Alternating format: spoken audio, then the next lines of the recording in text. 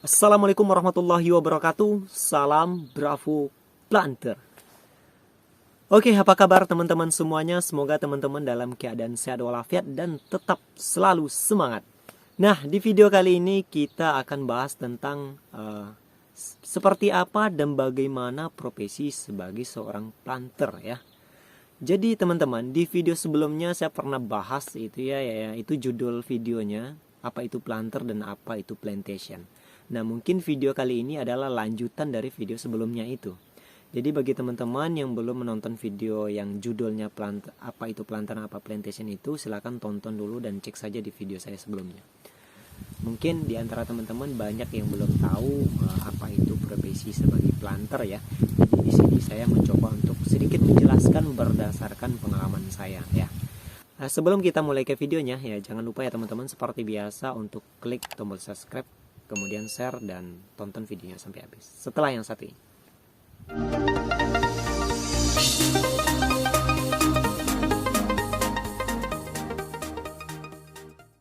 Oke, baiklah teman-teman. Nah, sekarang kita langsung akan bahas tentang seperti apa dan bagaimana profesi sebagai seorang planter ya. Profesi sebagai planter ya. Jadi teman-teman, apakah dari teman-teman pernah mendengar istilah planter ya? Nah, mungkin bagi teman-teman yang sudah terbiasa bekerja di perkebunan kelapa sawit, di perusahaan-perusahaan perkebunan kelapa sawit, mungkin tidak asing lagi dengan istilah planter ini. Nah, bagi teman-teman yang belum tahu tentang apa itu istilah planter, nah di sini saya akan jelaskan. Jadi istilah planter itu teman-teman saya mengartikannya sebagai sebuah profesi ya. Nah, profesi planter ini memang bisa kita jumpai di dunia perkebunan ya. Di dunia perkebunan, khususnya di dunia perkebunan kelapa sawit. Jadi istilah planter ini sudah tidak asing lagi. Jadi sedikit kita mengulas ke belakang di video kita sebelumnya yang berjudul apa itu planter dan apa itu plantation ya. Jadi kemarin itu di video sebelumnya kita menuliskan sebuah istilah planter, itu artinya adalah pekerja kebun atau pekebun ya. Nah, jadi di sini kan kita lanjutkan profesi sebagai planter. Nah, profesi sebagai planter adalah orang yang bekerja di dalam dunia perkebunan kelapa sawit atau di perusahaan perkebunan kelapa sawit yang mengurus kebun di bagian lapangannya. Nah, itu adalah planter. Jadi profesi sebagai planter itu adalah orang yang mengurus kebun mulai dari pembersihan lahannya atau yang disebut sebagai LC, kemudian membuat pembibitannya, menanamnya, ya kan? Kemudian melakukan perawatannya, pemupukannya sampai nanti kebun itu yang dirawatnya dari awal itu menghasilkan hasil produksi dari apa yang dia tanam. Nah, itu adalah profesi sebagai planter. Jadi tugasnya seperti itu. Jadi mulai dari zero to hero. Mungkin di antara teman-teman mungkin ada timbul pertanyaan ya. Apakah setiap orang yang bekerja di perkebunan kelapa sawit di bagian lapangannya itu semuanya ada planter? Iya, jawabannya adalah iya.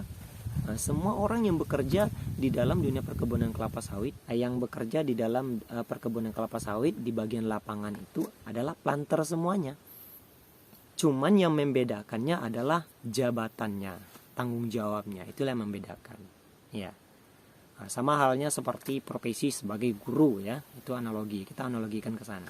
Jadi sama halnya profesi seperti profesi sebagai guru.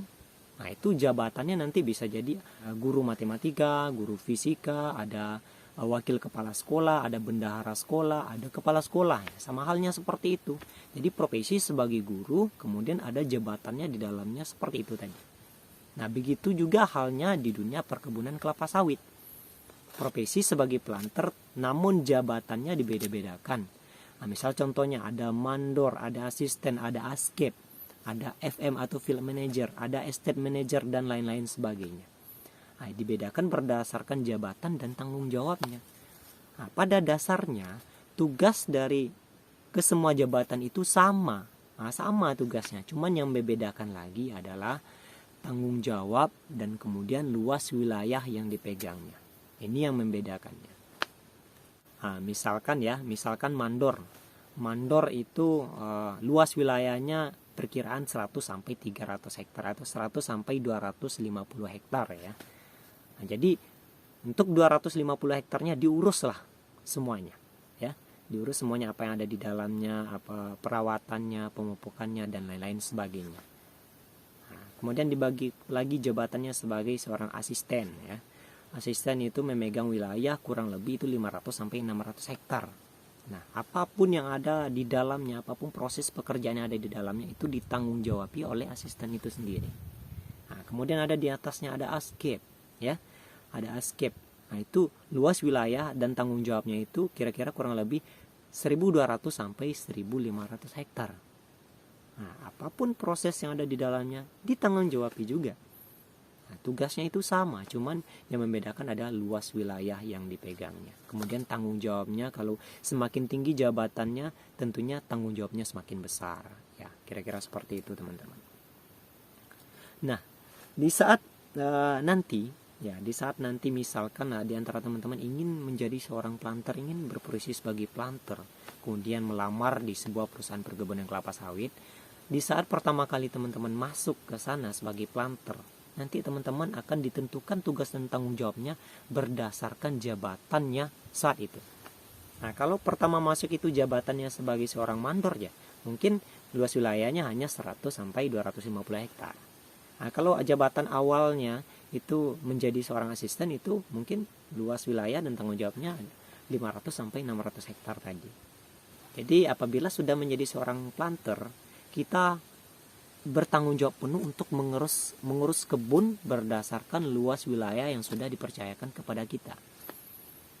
Nah, maupun luas wilayahnya 200 hektar, 300 hektar, 500 hektar, 600 hektar, itu semuanya harus kita bertanggung jawab penuh. Apapun aktivitas yang ada di dalamnya, apapun proses pekerjaan yang ada di dalamnya.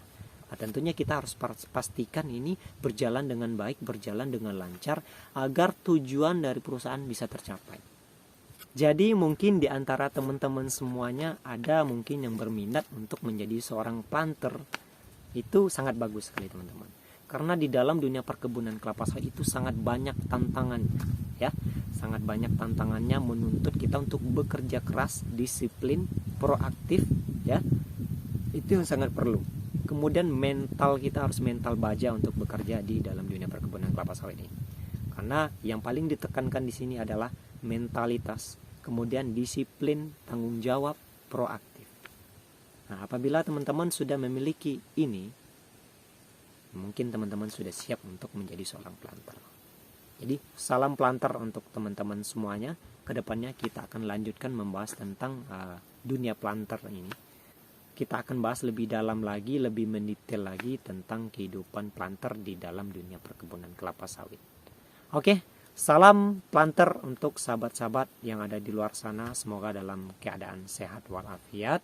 Bagi teman-teman yang ingin menjadi seorang planter, ayo mari sama-sama kita belajar, sama-sama kita mendukung ya, bagaimana planter Indonesia ini bisa maju dan bisa berkembang. Salam planter dari saya. Demikian video kita kali ini teman-teman. Sampai jumpa di video berikutnya. Assalamualaikum warahmatullahi wabarakatuh. Salam Bravo Planter. Dari satu planter untuk planter Indonesia.